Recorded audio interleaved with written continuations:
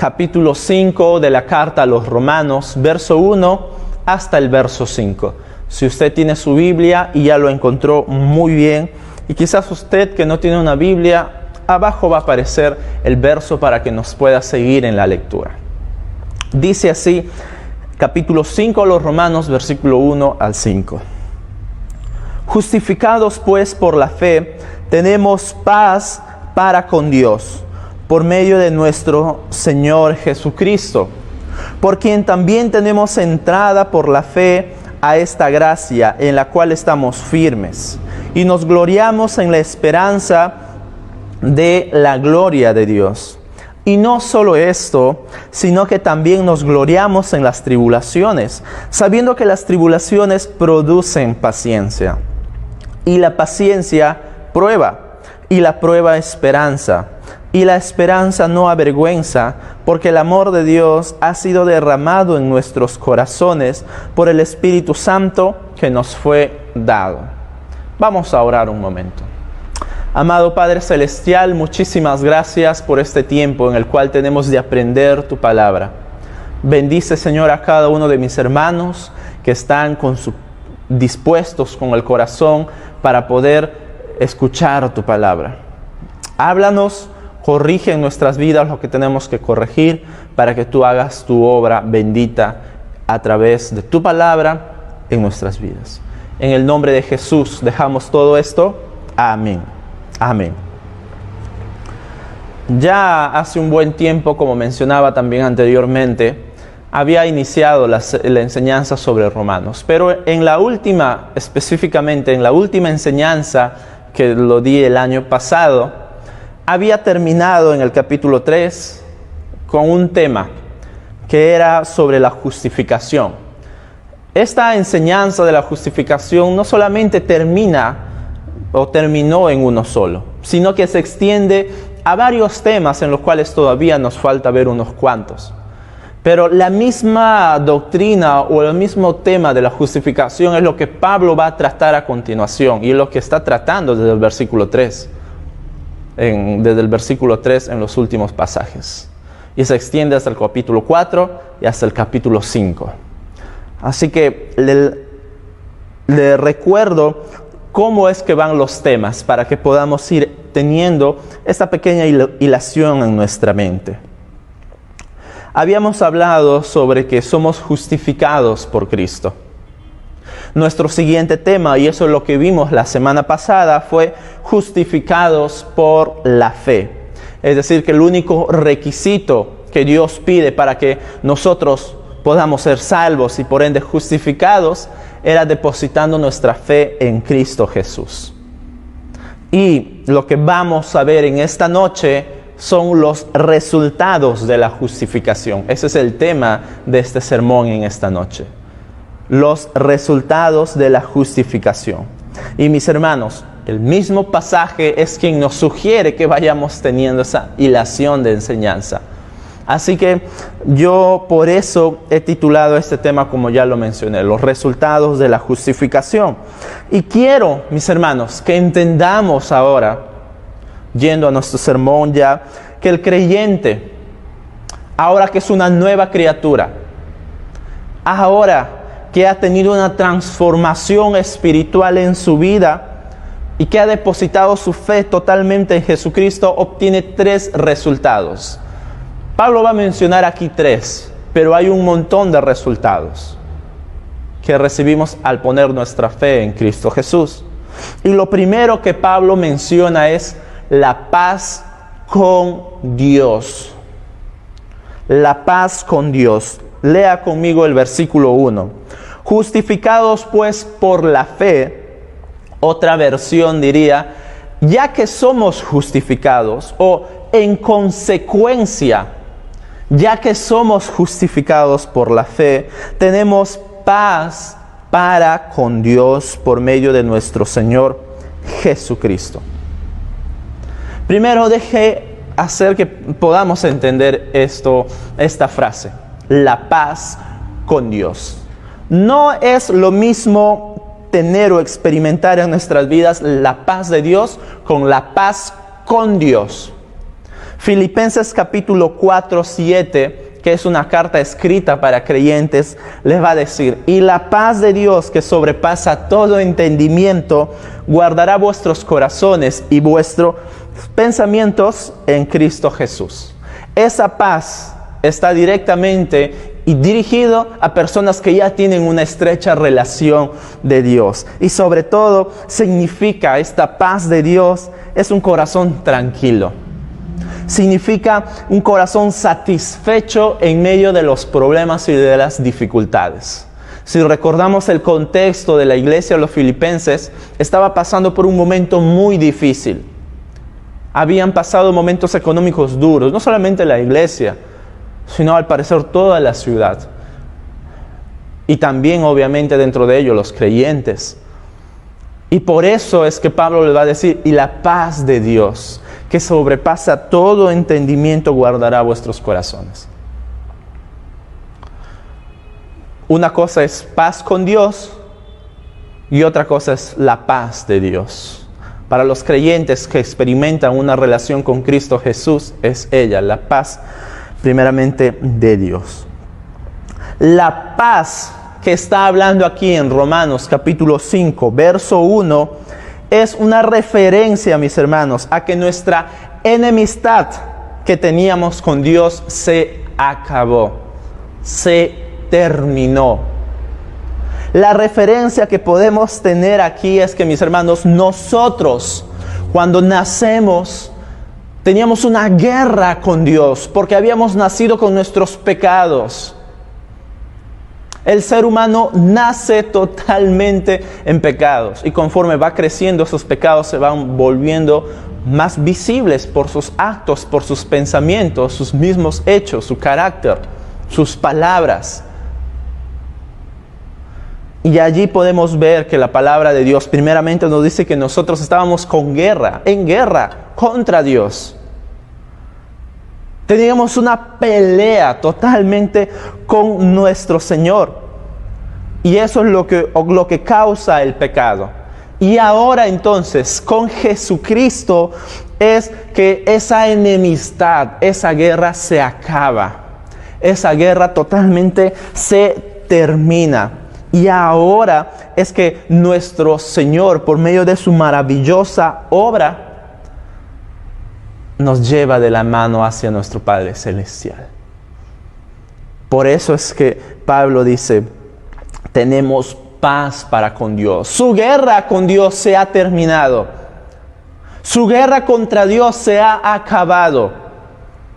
Se pone un final, porque acá vengo yo, el que trae la paz verdadera, Jesucristo, el sacrificio perfecto. Eso es una maravillosa obra de parte de nuestro Señor Jesús por nosotros. Eso es una maravillosa obra. Porque esa guerra se terminó. Esa guerra se terminó. Eso es uno de los resultados. Y ahora, ¿cuál es el segundo resultado? Dice el verso 2, la primera parte: por quien también tenemos entrada por la fe a esta gracia en la cual estamos firmes. El segundo resultado que tenemos por la justificación que se nos fue dado es que ahora tenemos acceso a Dios. Escúchame bien, no solamente se termina esa guerra, sino que ahora, mis hermanos, tenemos una entrada directa a la presencia de nuestro Señor. Tenemos una entrada en la cual nuestro Señor mismo nos dice: ven. Si usted es mucho de ver películas, sobre todo de la Edad Media, en donde están los señores, los reyes, los soberanos de aquel tiempo, ¿verdad? ¿Y qué pasa cuando hay un traidor de la corona? Uno de dos: lo matan, o lo otro es lo perdonan, pero que nunca más vuelva a pisar las tierras del rey. Tiene que irse, tiene que ser desterrado del reino. Eso es lo que pasa cuando miramos eso, cuando observamos, y sobre todo en la actualidad. Un traidor es puede tener perdón de su vida o algo, pero nunca más puede entrar en el palacio. Nunca más puede estar en el palacio del rey. Mis hermanos, el sacrificio de nuestro Señor que hizo por nosotros fue todo lo contrario. Nuestro Dios, nuestro Rey, nuestro Señor de señores, el soberano de todo, nos perdona. Nos limpia de nuestros pecados. Pero no solamente eso, sino que nos da acceso directo a su trono. Nos dice, ven y sé parte de mi trono. Ven. No sé si usted se recordará este precioso pasaje de Hebreos, capítulo 4, 16, en donde se nos dice, acerquémonos pues confiadamente al trono de la gracia para alcanzar misericordia y hallar gracia para el oportuno socorro. Acerquémonos, nos dice el autor, con miedo, con tristeza, dice el pasaje, o con vergüenza, dice confiadamente ante el trono de la gracia. Qué hermosa verdad. ¿Se da cuenta cómo debemos acercarnos a nuestro Señor? Confiadamente, porque Él, el sacrificio de nuestro Señor Jesucristo, nos da esa gran bendición. Nos da ese gran resultado para nosotros. ¿Y por qué despreciar ese hermoso resultado, ese glorioso y maravilloso resultado que Dios hace a favor de nosotros? Y mis hermanos, eso no es todo. También hay uno más, un tercer resultado que Pablo va a mencionar. La segunda parte del verso 2 dice, y nos gloriamos en la esperanza de la gloria de Dios. El tercer resultado es que hay una esperanza para el creyente de alcanzar la gloria de Dios. Hay una esperanza firme para el creyente. Y aquí podemos traducir esta esperanza no simplemente como esperar sentado, ¿verdad? Hasta que llegue. No, se habla de convicción, se habla de certeza, de seguridad. Esa es la esperanza que Dios nos dice acá. Tenemos la esperanza, la seguridad, la convicción de que veremos la gloria de Dios como creyentes si hemos depositado nuestra fe en Cristo Jesús. Porque mis hermanos, es así. Mientras más vamos saboreando la paz, mientras más vamos saboreando ese acceso y esa entrada confiada ante nuestro Señor, más vamos deseando estar con Él. Se lo voy a repetir una vez más esto. Mientras más vamos saboreando la paz y el acceso que tenemos ante Dios, mis hermanos, más vamos a desear estar ante nuestro Señor. Más. Eso es algo muy importante que debemos de tener en nuestros corazones. Qué hermosos resultados que se nos fue otorgado por nuestro Señor Jesucristo cuando Él vino a morir en la cruz a favor de nosotros y nos justificó y también nos dio estos regalos, vamos a llamarlo así. Qué hermoso. Y ahora, entonces, ya que podemos ver estos resultados, también hay una respuesta de parte de nosotros como creyentes. También, mis hermanos, hay algo que a nosotros nos toca hacer. Dice también el verso 2, la segunda parte. Y nos gloriamos en la esperanza de la gloria de Dios. Nos gloriamos. Esa es la primera respuesta que debemos dar nosotros ante Dios. Nos entristecemos, nos avergonzamos. ¿Qué hacemos? ¿Nos escapamos? ¿Huimos? No. Dice Pablo, nos gloriamos, o como debería traducirse también, nos regocijamos en la esperanza de alcanzar esa bendita gloria. Nos regocijamos, trae una paz a nuestros corazones, pero a la misma vez una alegría porque estamos ya para estar con nuestro Señor. Eso es una respuesta de nosotros que deberíamos de tener siempre en nuestros corazones. El regocijarnos, el gloriarnos de que esta convicción ante nuestro Señor está seguro. Esta certeza de su esperanza, de que estaremos con Él, está seguro. Pero ¿cuál es nuestra segunda respuesta? Allí mismo dice en el verso 3, y no solo esto, sino que también nos gloriamos en las tribulaciones. Nos gloriamos en las tribulaciones. Aquí quizás que hemos estado diciendo, sí, la esperanza de la gloria de Dios, amén, aleluya. Pero también debemos gloriarnos en las tribulaciones. Quizás nos puede caer como un balde frío. Nos puede impactar en las tribulaciones, que es lo mismo que dificultades, que es lo mismo que persecuciones, que dolor, es lo mismo que sufrimientos. A eso nos referimos cuando hablamos de tribulaciones. Entonces algunos de repente podrían pensar, entonces los cristianos son masoquistas, les encanta el dolor. ¿Cómo es posible que se regocijen, que se alegren, que puedan gloriarse en las tribulaciones, en las aflicciones? Y más ahora, ¿verdad?, de todo lo que está pasando, no solamente en nuestro país, sino en todo el mundo. ¿Cómo debería? Es una aflicción para todos. Es un gran dolor, es un sufrimiento para todos. Más aún que hemos perdido seres queridos, cercanos en estas épocas. ¿Cómo es posible que deben gloriarse en ello, en el dolor? ¿Qué acaso están locos? Bueno, en una parte para todo el mundo, eso es muy, muy cierto. Pero mis hermanos, los creyentes no son masoquistas. No les gusta el dolor. En primer lugar, Dios odia que sus hijos sufran. Él odia el dolor.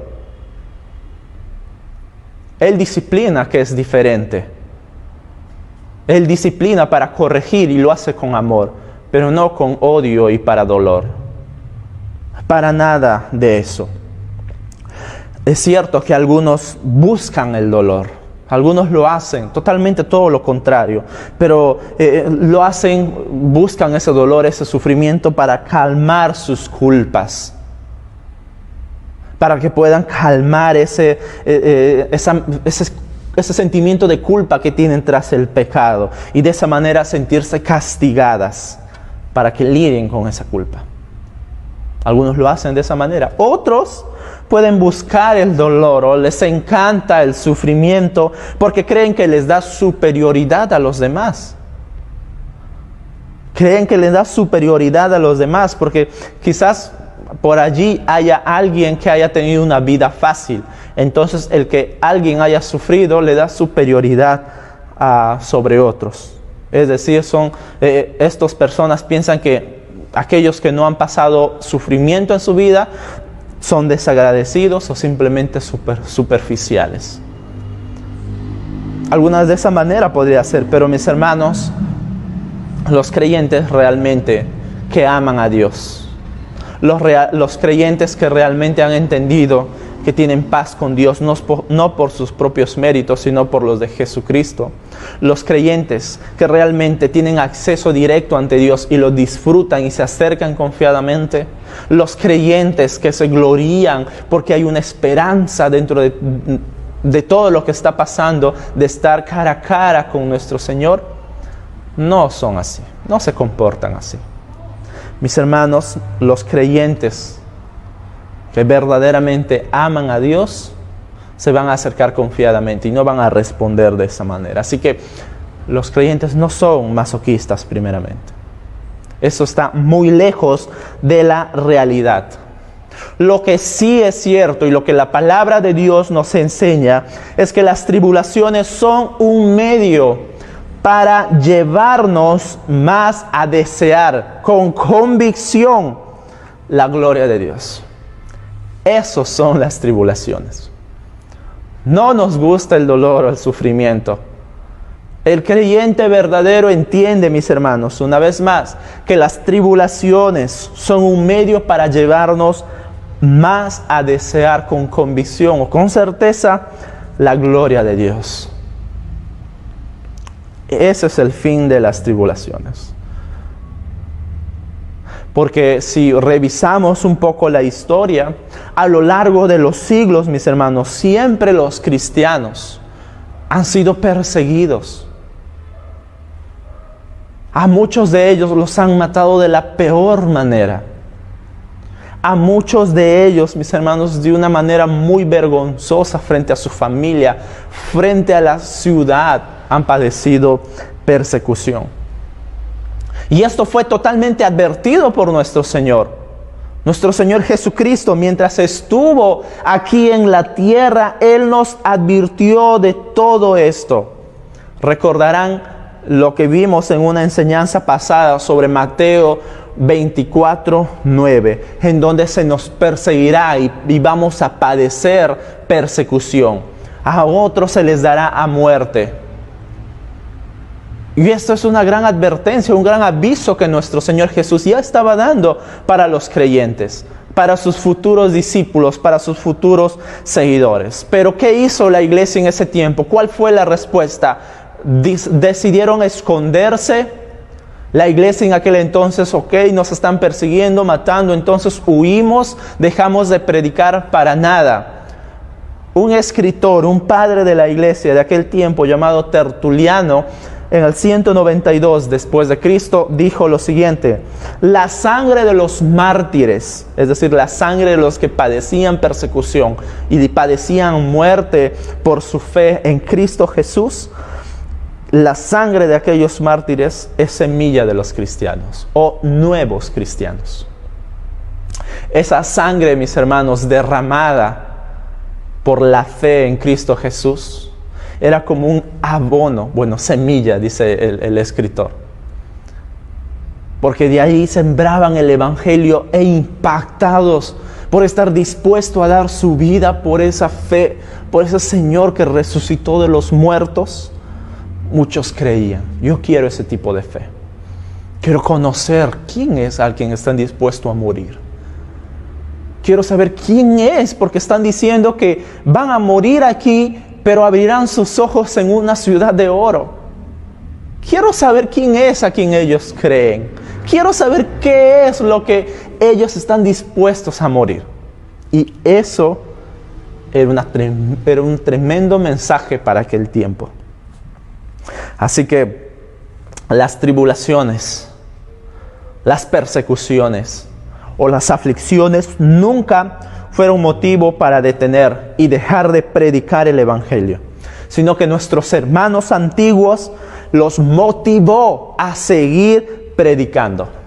Y mis hermanos, las aflicciones de este tiempo, las circunstancias de este tiempo son dolorosas, lo sabemos, pero como ya lo hemos repetido, tenemos una esperanza de estar en la gloria de Dios.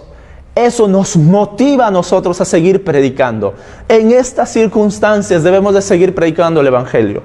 En estas circunstancias los creyentes necesitan demostrar mucho más su fe, así como lo fueron nuestros antiguos hermanos de la iglesia primitiva, dispuestos a morir en los coliseos romanos, perseguidos, pero estaban sembrando el evangelio, impactando corazones en miles y miles de personas.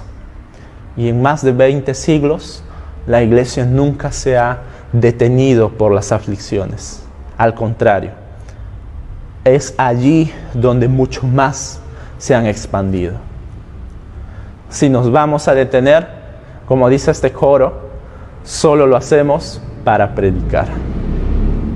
Para predicar. Y eso es lo que aquí Pablo nos está diciendo. Eso es lo que Pablo nos quiere motivar a hacer ahora, mis hermanos. Y esas aflicciones, lo que vamos a ver ahora, van a desencadenar una serie de resultados positivos a favor de tu vida y de mi vida, a favor de la vida del creyente. Van a desencadenar una serie de hermosas verdades que nos van a hacer entender ahora de que no estamos sufriendo por gusto, sino está por algo. Leamos el verso 3, la última parte, la segunda parte, mejor dicho. Sabiendo que las tribulaciones o la tribulación produce paciencia, y la paciencia prueba, y la prueba esperanza, y la esperanza no avergüenza, porque el amor de Dios ha sido derramado en nuestros corazones por el Espíritu Santo que nos fue dado. Aquí en estos versos se desencadenan esta serie de verdades a favor que son resultados de las tribulaciones. Lo primero que se menciona aquí son paciencia, resistencia y perseverancia, que es lo mismo. Paciencia quiere decir perseverancia o sobre todo también resistencia. ¿Y qué significa esto? ¿Es la paciencia la capacidad de esperar? No. Paciencia, mis hermanos, significa la capacidad de aguantar o resistir las luchas que se presentan en esta tierra. Esa es la paciencia a la que Pablo se está refiriendo. Las tribulaciones producen paciencia, es decir, que nos dan la capacidad de aguantar todo tipo de aflicciones que vienen al creyente en esta tierra. Pero ¿qué es lo que ahora produce la paciencia una vez que se va produciendo esto en la vida del creyente? Lo siguiente es lo que vamos a ver a continuación. Dice que en el verso 3 mismo, en el verso 4, y la paciencia prueba. Y la paciencia prueba, mis hermanos. Esa prueba, la Biblia de las Américas lo traduce como carácter aprobado. Como carácter aprobado. Esto nos lleva a experimentar realmente en las situaciones más difíciles la obra de Dios en nuestras vidas. Es decir, mis hermanos, que las distintas experiencias que pasemos en nuestras vidas o las distintas aflicciones que tenemos en nuestras vidas son un medio que Dios va a utilizar para transformar nuestro carácter, para moldear nuestro carácter. En medio de esas dificultades, Dios está transformando nuestro carácter y está también observando cómo nosotros nos desenvolvemos a través de ellos. ¿Respondemos bien ante ello o empezamos a insultar a Dios o empezamos a defraudarnos del Evangelio? Yo pensé que iba a ser todo alegría, que iba a ser todo milagros. Yo pensé que iba a ser todo felicidad y abundancia y bendición y etcétera. Empiezan a renegar con Dios, con el Evangelio. ¿O cuál es su respuesta cuando su carácter tiene que ser probado? Cuando va a pasar usted por la prueba. Dios va a permitir que pasemos pruebas difíciles. Dios no las va a generar. Muchos de ellos, es decir, Dios no manda una muerte, tú vas a morir el familiar de fulano. No, simplemente es algo que pasa, es algo natural de este mundo caído en que las personas tengan que padecer persecución, tengan que padecer enfermedades o tengan que pasar accidentes alrededor de nosotros. Es parte de este mundo, es parte del sistema ya caído. Y Dios va a usar eso para que nosotros podamos ver cómo realmente estamos respondiendo ante Dios. Porque, mis hermanos, tenemos que entender que así como el diamante o el oro o la plata, que tienen que pasar por las más altas temperaturas, tienen que pasar por el calor más fuerte que pueda haber para que se puedan convertir en ese precioso material que son. De esa manera el creyente tiene que pasar por las más altas y dificultades, temperaturas o momentos dificultosos para ser transformados y convertirnos a esa imagen de Jesucristo. Tenemos que entender eso, mis hermanos. Esas pruebas difíciles que puedes estar pasando ahora, Dios de alguna manera quizás lo está usando para ti. Para que tú respondas con ingratitud, para que tú respondas alejándote totalmente de Dios, o para que respondas agradecido. y para que respondas de una manera que entiendas la voluntad del Señor, para que puedas seguir creciendo en tu vida espiritual y en tu relación con Dios. Pero ¿qué más? ¿Qué más resulta de todo esto? Y dice que la prueba, como dice el verso 4, produce esperanza. Esa prueba produce esperanza, que más que todo significa esa seguridad de salvación, esa seguridad que tenemos en Cristo Jesús. Y una vez más Pablo lo está resaltando. Pablo lo quiere dejar muy seguro, esta esperanza que tenemos en Cristo Jesús. Esta seguridad de que ahora le pertenecemos. Porque, mis hermanos, lo que Pablo está diciendo hasta ahora, resumiendo esta porción, es que las tribulaciones van a producir en nosotros resistencia. Esa resistencia o esa perseverancia que vamos a mostrar ante ello, van a producir un carácter aprobado ante Dios.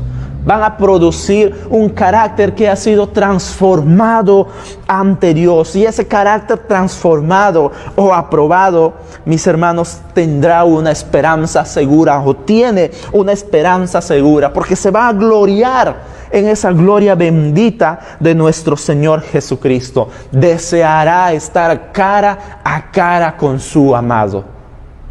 Eso es lo que quiere decir hasta aquí Pablo. Y para finalizar, dice en el verso 5, y la esperanza no avergüenza. Lo que Pablo está diciendo, mis hermanos, aquí es que esa esperanza no falla, no nos decepciona.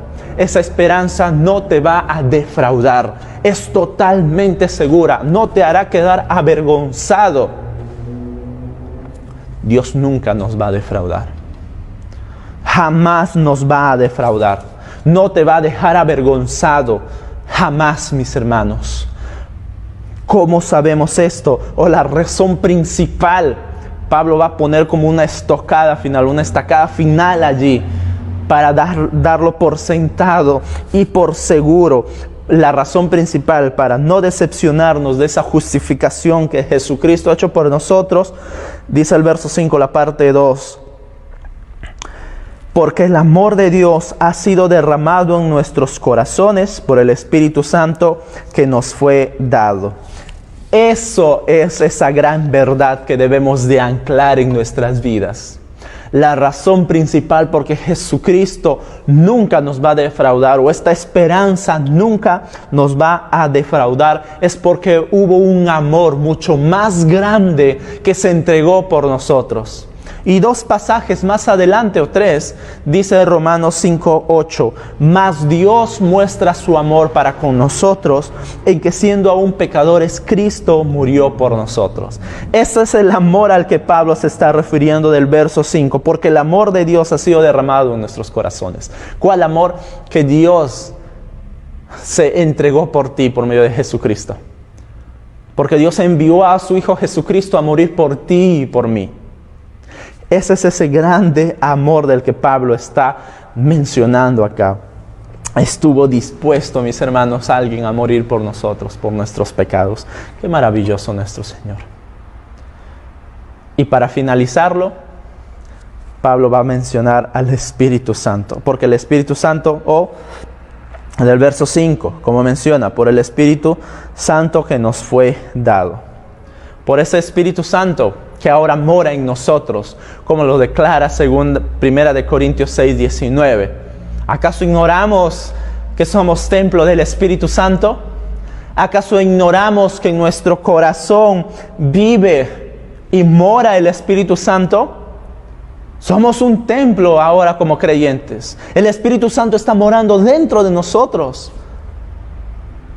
Eso es lo que garantiza nuestra salvación. Y Efesios capítulo 1, verso 14, Pablo también va a afirmar a la iglesia de los Efesios, donde les va a decir que el Espíritu Santo es las arras de nuestra herencia. Es esa garantía de nuestra herencia allá en los cielos, en donde se nos está esperando, en donde ya tenemos un lugar. El Espíritu Santo es el que nos asegura todo ello, mis hermanos, que ahora vive dentro de nosotros, porque somos el templo del Espíritu Santo. Así que, ¿cuáles son esos resultados gloriosos que tenemos hasta ahora? Espero haber sido muy claro. Esta doctrina de la justificación no es solamente una simple doctrina. Es una que debe ser muy importante en nuestras vidas como todas las demás.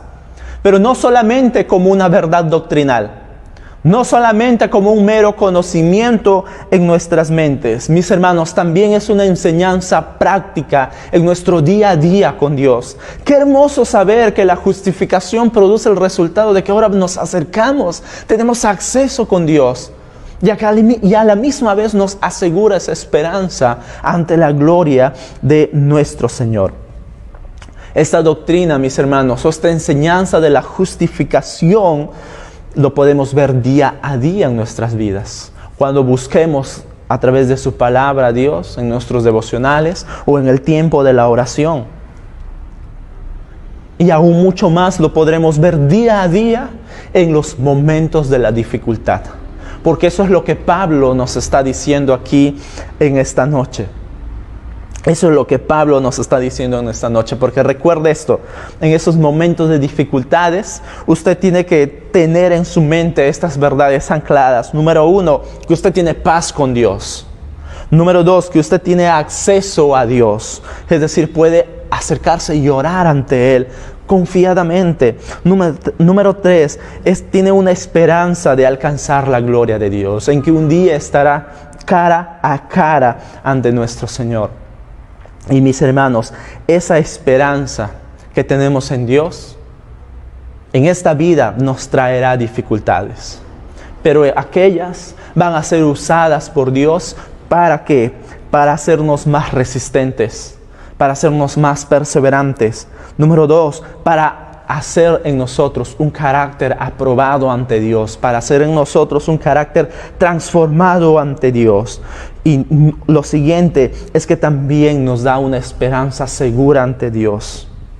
Una esperanza totalmente que no nos fallará, que no nos va a decepcionar.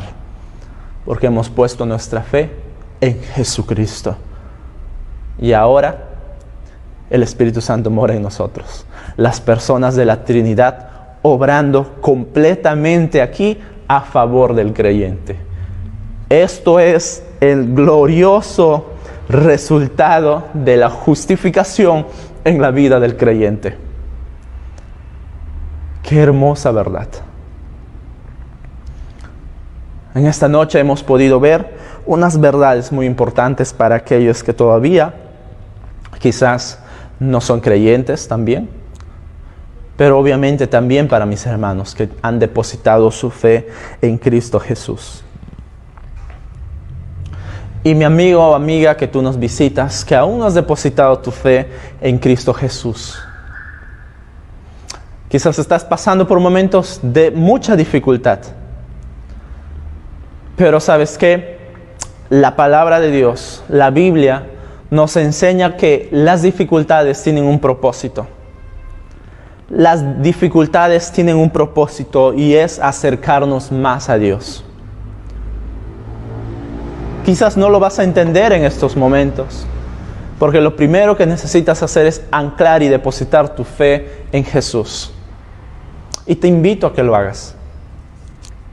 Te invito a que lo hagas. Deposita tu fe en Jesucristo.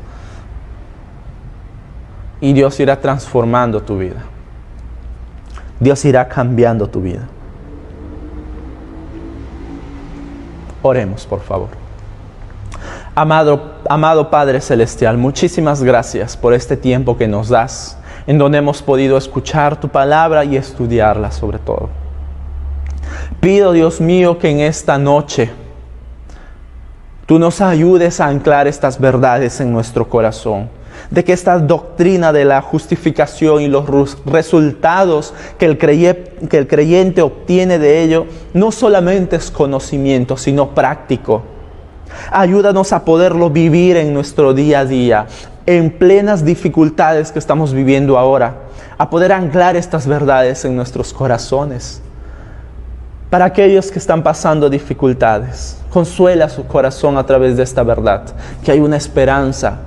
No solamente que estaremos con aquellos que ya están contigo, sino que aún tú estarás allí para con nosotros cuando tú tengas que llevarnos. Porque tú no nos vas a defraudar. No quedaremos totalmente defraudados, porque tenemos al Espíritu Santo morando en nuestros corazones. Amigo, amiga, yo te invito a que pongas tu fe en Jesucristo. No es una obligación, obviamente, mientras todos seguimos orando. Deposita tu fe en Cristo Jesús. Puedes decirlo con tus propias palabras, que te arrepientes de tus pecados, que te arrepientes de todos los actos en contra de Dios y que ahora quieres depositar tu fe en Él. Quieres aceptarlo como tu Señor y Salvador de tu vida. Lo puedes hacer.